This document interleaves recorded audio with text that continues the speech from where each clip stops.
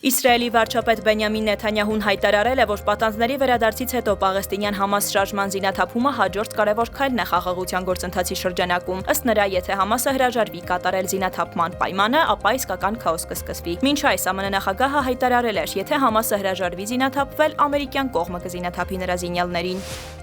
Ռուսաստանը հետաքրքրված է Ադրբեջանի հետ սերտ համագործակցությամբ տարբեր տարածաշրջանային ձևաչափերում, հայտարարել է Զախարովան։ ԱՊՀ եւ ՇՀԿ Ասիային փոխգործակցության եւ վստահության ամրապնդման միջոցառումների խորհրդաժողով Կասպյան հնգյակ եւ 3 գումարած 3 տարածաշրջանային համագործակցության հարթակ, այդ թվում Եվրասիական անվտանգության ճարտարապետության կառուցման համատեքստում, թվարկել է Զախարովան։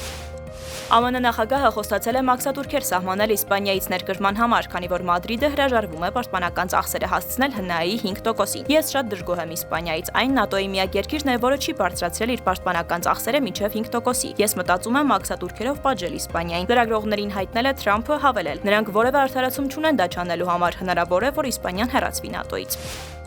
Կրեմլը որևէ տեղեկություն չունի այն մասին, որ BRICS երկրները մտադիր են դուրս գալ խմբից ԱՄՆ կողմից մաքսատուրքերի սպառնալիքի պատճառով, հայտարարել է Կրեմլի խոսնակը։ Ավելի վաղ Թրամփը Արգենտինայի առաջնորդ Խավիեր Մայլիի հետ հանդիպման էր նման միտք արտահայտել։